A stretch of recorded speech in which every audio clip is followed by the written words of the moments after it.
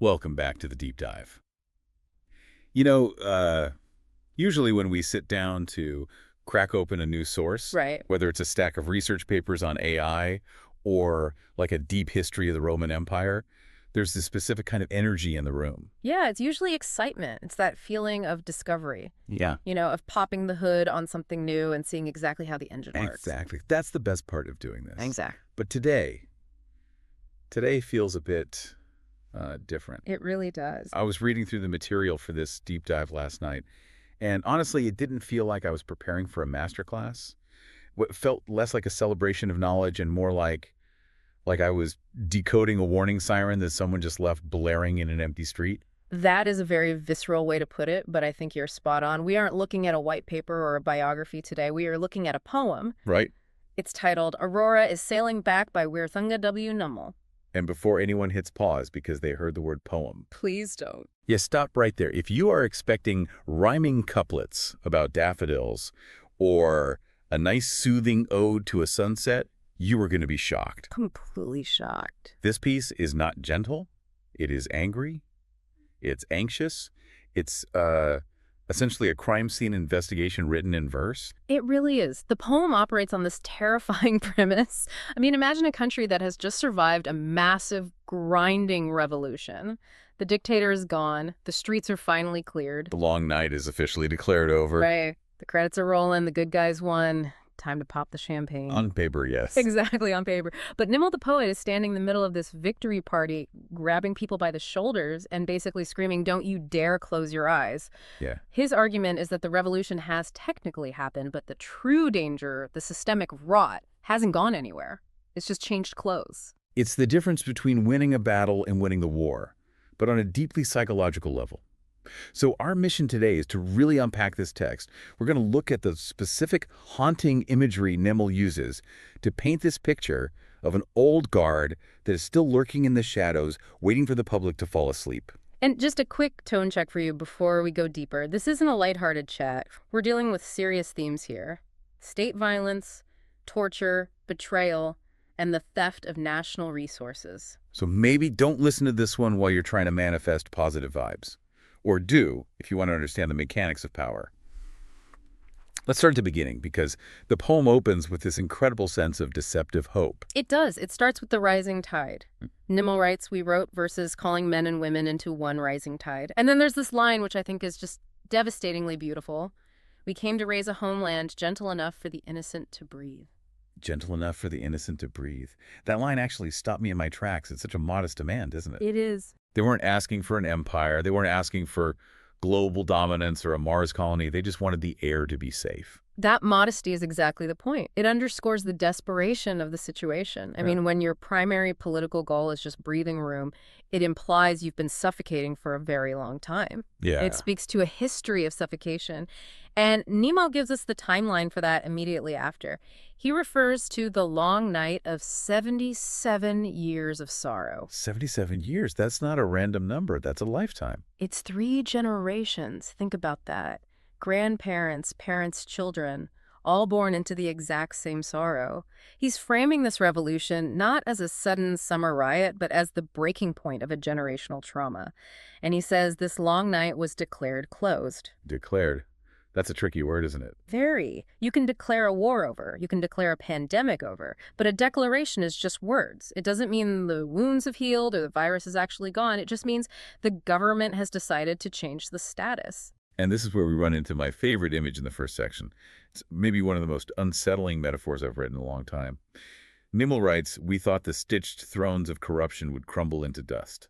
Stitched thrones. Let's pause on that, because that is a really heavy image. Yeah, I chewed on this for a while. Usually when we think of a throne symbolizing power, the state, authority, we think of marble or gold, stone, something monolithic and solid, something that was carved. Right. Unbreakable. Eternal. But stitched. It sounds, I don't know, Frankensteinian. That's a great way to put it. It implies something that has been torn apart and sewn back together over and over again. It suggests that the power structure isn't organic. It's a patchwork. It's a monster made of different parts. It makes me think of fragile coalitions, or maybe a system that is constantly breaking, that is being hastily repaired by the people benefiting from it. It's not held together by gravity. It's held together by threads. and threads can rot. But here is the tragedy in the poem. The expectation was that these stitched thrones would crumble into dust. That's the fantasy of revolution, isn't it? We win and the bad structure just disintegrates. Poof, gone. But the poem implies that the disintegration didn't happen. The stitching held. The Yeah. monster is still sitting in the chair. And that leads to the sensory experience of the victory, which Ismail describes as drinking the bright foam of victory. Foam. You don't have to be a literary critic to know that foam isn't sustenance. No, foam is mostly air. It's flashy, it's bubbly, it looks like a lot of volume, but it dissolves in seconds. It just leaves you thirsty. And then he hits us with the cost of that cheap foam. He writes, "We dreamed that spilled blood and fallen tears would ripen into gold." The alchemy of sacrifice. It's heartbreaking. You have these bodily fluids, blood and tears, the most visceral things a human can give, and the hope was that they would transform into gold, into real value for the nation. But notice the tense, We dreamed, past tense. which implies The harvest failed. The blood was spilled. The tears fell. But the gold never materialized. The investment was made, but the return was stolen. And I think to understand why that return was stolen, we have to look at the next section. Because Nimal shifts gears here. He moves from this high-concept imagery of thrones and gold down to the gritty, dirty reality of the economy. the paycheck. The paycheck. Or the lack thereof. He writes, "We bore thin wages and hollow pay without complaint." Hollow pay is such a punch to the gut. It perfectly captures inflation, doesn't it? Yeah. You get the envelope, the numbers are there, but there's no value inside. It's hollow. It's money that can't buy life. And then we meet the villains of this economic story. And this is interesting. He doesn't call them corrupt officials or embezzlers or even criminals. He calls them rice thieves, creeping through hidden doors. Rice thieves. That feels incredibly specific. Why rice? In the context of this poem, and really in most of Asia and large parts of the world, rice isn't just a commodity. It isn't just a side dish. It's life. It is the absolute baseline of survival. To steal money is a crime. To steal rice, that is a moral atrocity. It's stealing the people's ability to exist. It takes it out of the realm of white-collar crime and makes it physical. Yeah, You are taking food out of a child's mouth. precisely. And the creeping through hidden doors part, that signals cowardice. These aren't conquering warlords riding in on horses. They are vermin. They are sneaking around the back, siphoning off the silos while the people are distracted by the bright foam of the victory party. But the poem offers a counter image here that I love. He says, "We would not bend our knees to these thieves."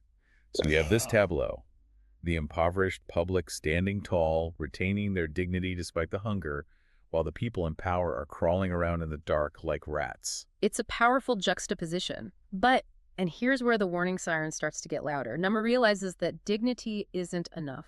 Because the enemy isn't just sneaking around anymore. The enemy is comfortable. This is the section that gave me chills. The poet looks around at the post-revolution landscape and realizes something terrifying. He writes, "Those we starved in the furnace of protest still stand unshaken." Unshaken. Imagine the intensity of a revolution. He calls it a furnace.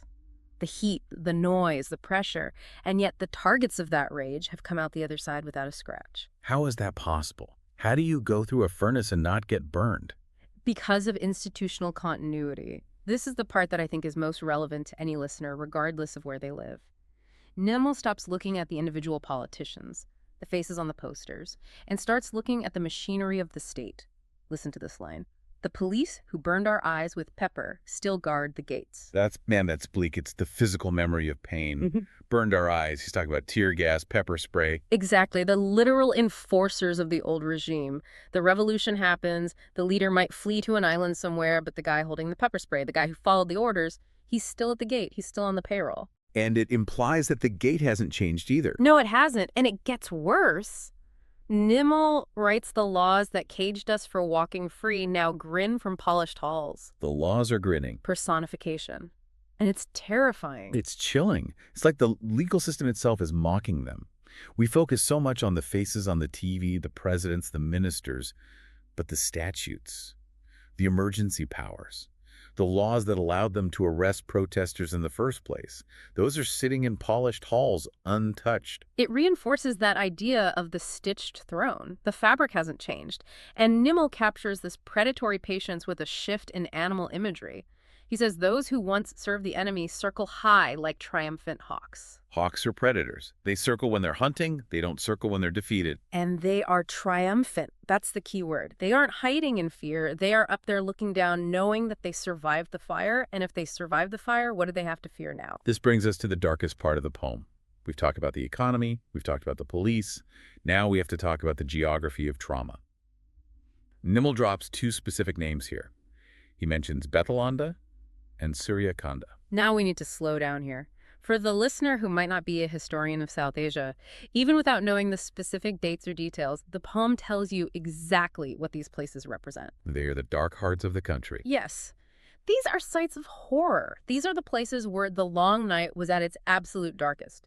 Think of them as the specific coordinates where the state turned against its own citizens in the most violent way possible.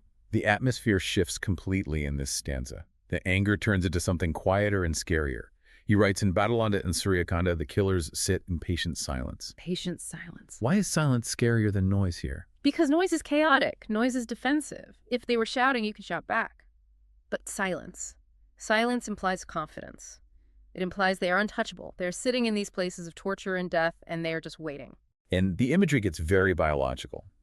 He writes, the shadows that swallowed hundreds of young voices still breathe in the dark. Swallowed and breathe. He's giving the trauma a living quality. It's not a static memory in a history book. The shadows are breathing. It implies that the mechanism that swallowed those voices, the torture chambers, the disappearance squads, it's not dead. It's dormant. It's hibernating. It's like a monster in a horror movie that you think you kill, but you can still hear it wheezing in the basement. Precisely. And the description of the damage to the country is devastating. He talks about the tormentors who bruised the spine of a nation. That's a profound medical metaphor, bruised the spine. Think about that. If you break an arm, it heals. If you cut your skin, it scars. But the spine is structural. It holds the body upright. It connects the brain to the limbs. If you bruise or break the spine, you paralyze the organism. He's saying this violence didn't just hurt individuals, it crippled the structural integrity of the country itself. And yet the line says the tormentors remain untouched. That is the source of the poet's rage. The spine is broken, but the person holding the bat is walking free. This leads to the pivot. The poem stops describing and starts demanding. Nimal effectively slams his fists on the table and asks, where are the scales of justice when their names are spoken? And notice he moves back to the material world here. He's not asking for a spiritual apology. He's not asking for a truth and reconciliation commission where everyone just hugs it out. He wants receipts. He wants the loot back. He does. He writes, search for the pearls and rubies torn from the veins of our soil. Veins of our soil. Again, the land is a living body, and mining or resource theft is like extracting blood. It's extractionism as violence, and he demands drag buried gold and stolen lands back into the daylight. He demands to unseal the ledgers. Unseal the ledgers. That is such a modern forensic demand. It's almost bureaucratic, but in a revolutionary way. It is. It's a call for transparency. But look closer at that line. Unseal the ledgers of their loyalists, their kin, their silent partners. Oh, that's crucial. He's not just going after the dictator at the top. No. He understands that corruption isn't one bad apple. It's a root system. It's the brother-in-law who got the construction contract. It's the silent partner who washed the money through a shell company. It's the loyalist who looked the other way. Nimal wants the whole network exposed. He is the enablers. Yeah. And he wants them physically removed. There is this incredibly violent, almost biblical line. Seize those who feasted on the flesh of the country and lock the doors behind them. Feasted on the flesh. We're back to that cannibalistic imagery. Rice thieves feasted on flesh. The argument is that this leadership class didn't govern the country. They consumed it. They ate it alive. And the demand to lock the doors behind them isn't just about prison. It's about finality. It's about exclusion. You lock the door so they can never re-enter the house. It's about sealing the tomb on that era of corruption. But, and here's the tragic twist of the poem, they haven't been locked out. We get to the final section, which is essentially a warning to the sleeper. Nimal describes the current moment. Murderers, thieves, and hired fists kneel at the throne of power. Wait, catch that preposition. They kneel at the throne. Right. They aren't on the throne. The revolution knocked them off the seat. But they are kneeling at it. They are still in the throne room. They are still in the inner circle. They've just changed their posture. They've gone from rulers to advisors or supporters or bureaucrats. They are still adjacent to power. They are whispering in the ear of the throne. And meanwhile, we're the good guys. Where are the revolutionaries? Nimal writes, while our own heroes stand rigid as statues carved from grief. That is the tragedy. The murderers and thieves are active. They are kneeling, maneuvering, adapting. The heroes, they are statues. They are paralyzed by their own trauma. They are frozen in grief. They are stuck in the past morning while the enemy is actively plotting the future. It's paralysis versus positioning. And then remember those hawks from earlier? The ones circling high. Yes, the predator. They've transformed. In the final line, Nimal writes, are you waiting for these vultures to rise again with sharpened wings? From hawks to vultures, that is a significant biological shift. Hawks hunt the living. Vultures scavenge the dead. What does that imply about how they see the revolution? It implies they view the revolution not as a new beginning, but as a carcass. They are waiting for the movement to die so they can pick the bones clean. They know that revolutions burn out. They know that people get tired. And the wings are sharpened. Nature doesn't sharpen wings. No. Weapons are sharpened. These are weaponized scavengers. They aren't just waiting for nature to take its course. They are preparing to accelerate the process. They are coming down to finish the job. And this brings us to the final direct address. The poet stops looking at the throne, stops looking at the heroes, and looks right at the reader, right at you. He asks the ultimate question. Are you waiting until they strike us down and bury the revolution while you sleep? While you sleep. That is the danger. The long night of sorrow was declared closed. So naturally, what do people do when the night is over? They want to rest. They're exhausted from the struggle. They want to sleep. But Nimal is screaming that sleep is fatal. Because while